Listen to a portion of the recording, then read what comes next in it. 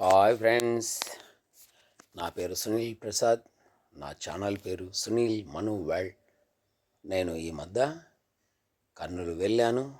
కర్నూలులో వచ్చేసి archaeology department చే నిర్మించబడినటువంటి ఆ యొక్క మ్యూజియం అంటే పురావస్తు ప్రదర్శనశాలకు నేను వచ్చాను.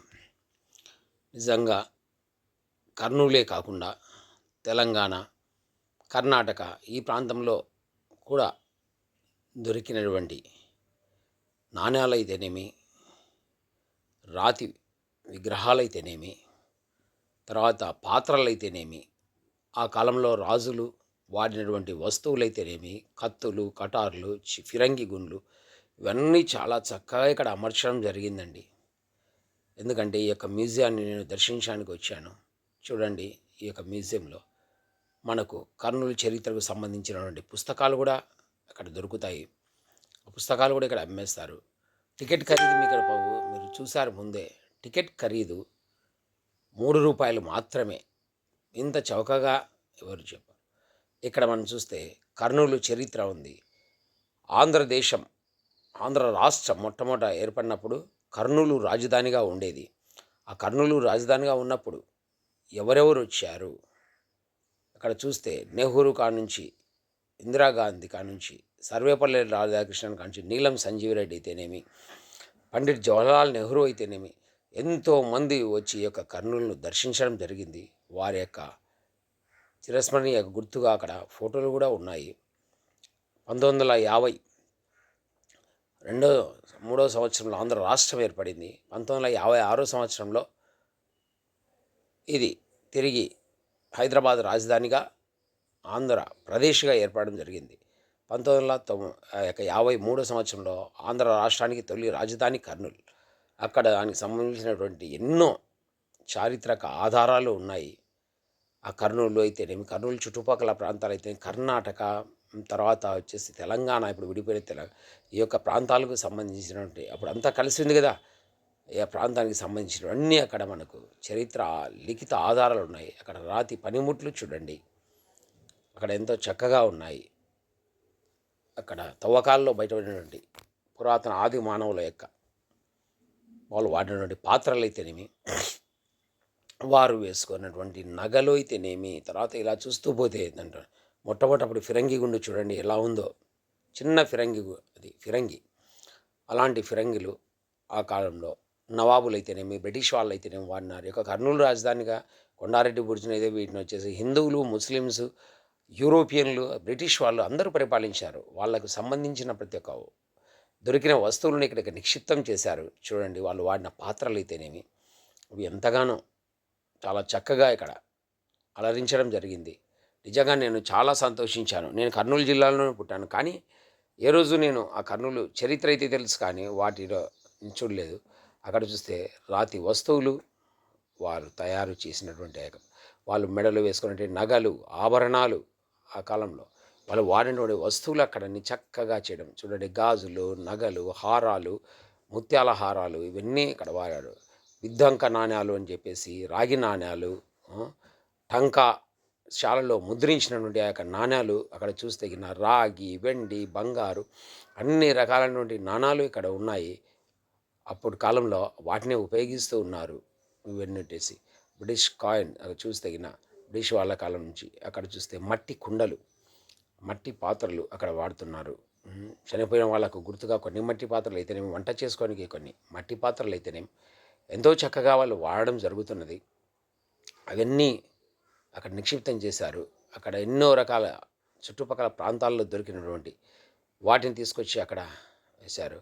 ఇక్కడ గొప్ప ఆర్ట్ గ్యాలరీ కూడా ఉంది. అక్కడ చూస్తే ఆ కర్నూలు జిల్లాకు సంబంధించినటువంటి ఆ యొక్క పూర్వకాలంలో దొరికినటువంటి ఆ యొక్క రాతి అయితేనేమి, ఈ యొక్క నాణాలు అయితేనేమి ఇక్కడ నిక్షిప్తం చేశారు. ఖురాన్ ఎన్నో విధాలుగా, అది ఒరిజినల్ ఖురాన్, అది 3-4 రకాలుగా ఉంది. వాటిని కూడా అక్కడ నవాబులు పరిపాలించాలి కాబట్టి ఖురాన్ను కూడా అక్కడ భద్రపరచడం జరిగింది. ఇది కర్నూలు లో ఉండేటువంటి ఆ యొక్క మ్యూజియం. మీరు కూడా ఎప్పుడైనా వెళ్తే చూడండి. అక్కడ చూడండి ఆ యొక్క కర్నూలుకు సంబంధించిన రాక్, ఇప్పటికీ ఆ కర్నూలులో రాక్స్ అట్లనే ఉన్నాయి. వాటిలో పురాతనమైనవి దొరకడం జరిగింది. అశోకుని రాతి శాసనాలు కూడా ఇక్కడ ఉన్నాయి. రాతిపై చిత్రాలు గల కొండ చర్యలు రాక్ ఆర్ట్ షెల్స్ అక్కడ ఉన్నాయి. మీకు మొన్న చూపించాను నేను. కర్నూలులో కొన్ని సినిమాలు కూడా తీశాను. అక్కడ కూడా ఉన్నాయి. ఏదంత కర్నూలు జిల్లా చరిత్రను కూడా ఇక్కడ నిక్షిప్తం చేయడం జరిగింది. ఎంతో మనకు తెలియని విషయాలు ఎన్నో మన మొదటి రాజధాని కర్నూలు జిల్లా గురించి తెలుసు. అశోకుని యొక్క శాసనాలు ఉన్నటువంటి ఎర్రగుడి శాసనం అంటారు. కడప జిల్లాలో కలమల శాసనం దొరికితే అక్కడ ఎర్రగుడి శాసనం అక్షరాలు చూడండి అక్కడ. వాటిని అయితేనేమి అశోకుడు పరిపాలించినాడు. ఇక్కడ కూడా ఆయన శాసనాలు కూడా ఇక్కడ కొన్ని లభించాయి. వాటిని కూడా అక్కడ మ్యూజియంలో మన కోసం భద్రపరిచారు. ఇక్కడ చూస్తే కొండారెడ్డి బుర్జు, అప్పట్లో కొండారెడ్డి బుర్జు ఏ విధంగా ఉన్నది, వాటి చరిత్ర ఏంటి, అక్కడే పక్కనే నవాబు యొక్క సమాధులు ఉన్నాయి అవి. ఇవన్నీ ఆ యొక్క కర్నూలుకు చుట్టుపక్కల ప్రాంతాల్లో, కర్నూలు చుట్టూ ప్రాంతాల్లో ఉన్నటువంటి జోగులాంబ దేవాలయం అయితే ఇలాంటివి ఉన్నాయి.